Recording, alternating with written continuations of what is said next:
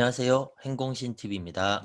오늘 영상의 주제는 서울대 가나이 초등 때 하지 않은 5가지 유명한 공부입니다. 네. 이전 영상들 정리편이라고 볼 수 있는데요. 첫 번째는 사고력 수학입니다. 사고력 수학 하지 않았습니다. 네. 그래서 이전 영상들을 이제 하나 모아놓은 거니까 각각에 대해서 좀 자세히 알고 싶으시면은 각각의 영상을 다시 참고하시면 되고, 요번 정리 영상에서는 결론 위주로만 탁탁 짚을게요. 자, 사고력 수학 하지 않은 이유는 일단 교과서 개념과 원리 공부를 제대로 해야 됩니다. 자, 이거는 뭐 사고력 수학이냐 내신 수학이냐 뭐 수능 수학이냐 상관없어요. 이건 무조건 해야 되는 거예요. 교과서 개념과 원리 공부 제대로. 자, 제대로 하고, 자, 그다음에 지극히 현실적으로 대학은 내신으로 갑니다. 내신이나 수능으로 갑니다. 자, 그러면은 내신 시험을 잘 보거나 수능 시험을 잘 봐야 되는데, 그 두 가지 시험을 다 잘 보기 위한 방법, 이렇게 하면 돼요. 어떻게? 초일 때부터 내신 문제 해결력을 집중적으로 훈련을 해요. 네. 그다음에 초등학교 3, 4학년 때 내신 문제 해결력을 심화까지 끌어올려요. 그다음에 초등학교 5학년 때 그 힘을 가지고서 내신 선행에 들어가요. 그렇게 해서 중학교 때 고2까지 내신 심화 선행까지 해내요. 그러면 게임 끝. 네. 이 방법은 100%. 네. 근데 굳이 사고력 수학 통해서 굳이 뭐 내신 문제 해결을 심화까지, 네. 굳이, 네. 확실치도 않은데.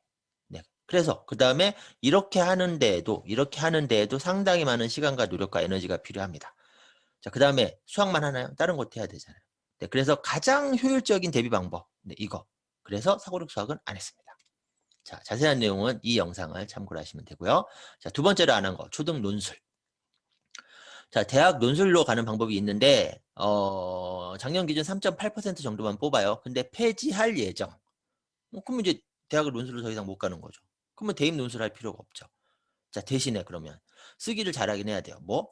내신 서술형 문제 때문에.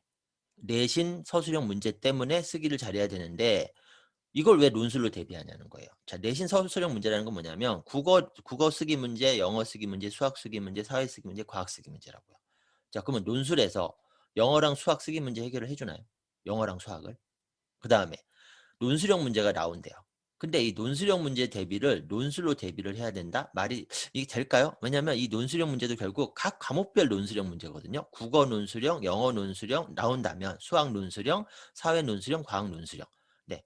근데 이 논술형 문제의 각 과목별 논술형 문제 유형이나 난이도도 이렇게 정확하게 아직은 좀 이렇게 파악이 안 되고 있어요. 네. 자, 그래서 굳이 이거를 그냥 각 과목별 공부 제대로 하면 자연스럽게 해결되는데, 그게 더 정확한 방법인데. 자, 하나 더. 수행평가 쓰기 대비. 이거는 초등 때 생각하면 안 돼요. 네. 수행평가까지 생각할 때가 아닙니다. 초등은 철저하게 뭐에 집중해야 돼요?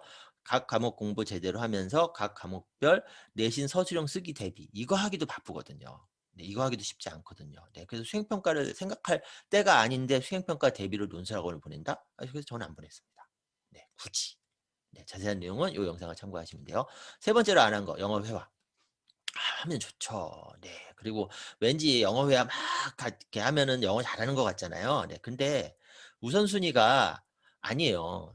당장. 네. 일단 국어 독해력 1% 안으로 들어오나요? 전국 기준. 네. 그리고 그게 쉬울까요? 그다음에 수학 내신 전국 기준 3% 안으로 들어오나요? 그게 쉬울까요? 그다음에 영어 안에서도 영어 회화로 대학 가는 거 아니거든요. 영어 회화로 성적 매기는 거 아닙니다. 영어 뭐 듣기, 그다음에 읽기, 그다음에 쓰기, 특히 읽기. 네. 걔네들이 급해요, 걔네들이. 네. 그래서 회화도 하면 좋지만, 네. 당장 급하진 않으니까 나중에. 그래서 안 했습니다. 네. 자세한 내용은 이 영상 참고하시면 되고요. 자, 네 번째로 아는 공부. 코딩. 코딩이 필수냐?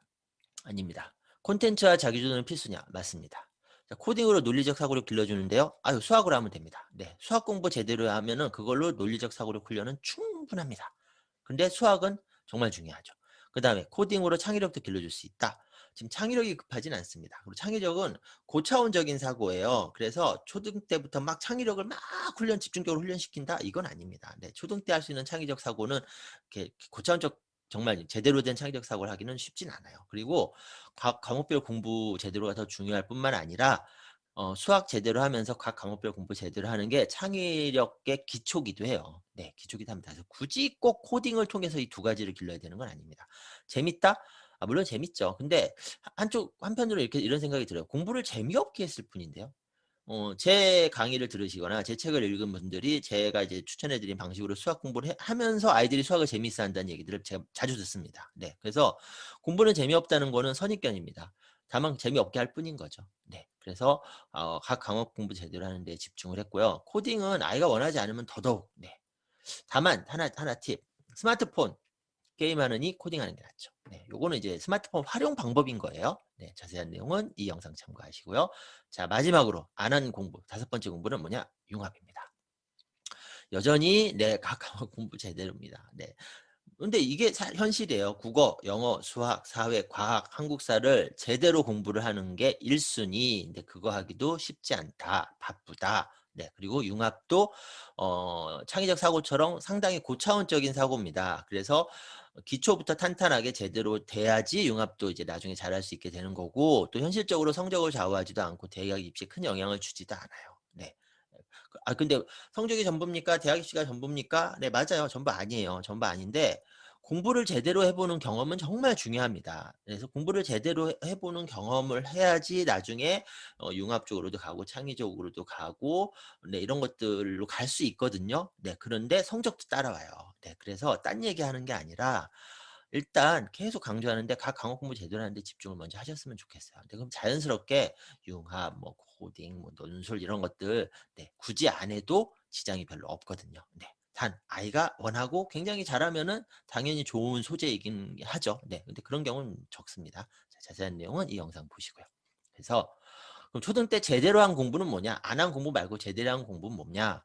자, 국어 읽기 능력 네, 상위 1% 끌어올렸습니다. 독서와 독해를 통해서. 그다음에 수학 내신 공부 제대로 해서 상위 3%까지 끌어올려놨고 그다음에 아이 진로를 고려해서 수학 선행 제대로 진행을 했고요. 네, 그다음에 시기마다 적절한 분량으로 각 과목 공부 제대로 해보는 경험했습니다. 이게 다예요. 이걸 제대로 했어요. 그때 서울대 가더라고요. 네. 이거 제대로 하는 아이들이 많을까요? 적을까요? 네. 이게 1순위입니다. 네. 그리고 이게 본질적인 의미 있는 공부이기도 하고요. 네. 자, 그러기 위해서 시기별로 전체 공부에서 시기별 1순위, 2순위, 3순위가 뭔지를 파악을 하시기 바라고요. 내 아이가 만약에 3학년 1학기다. 그럼 이 영상. 4학년 1학기다. 이 영상. 5학년 1학기다. 이 영상을 보세요. 여기다 다 정리를 해놨습니다.